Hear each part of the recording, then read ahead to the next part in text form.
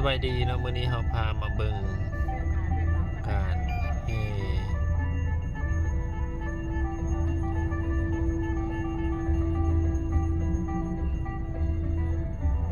แห่พระพุทธรูปเนาะอยู่บ้านพลปะเป้า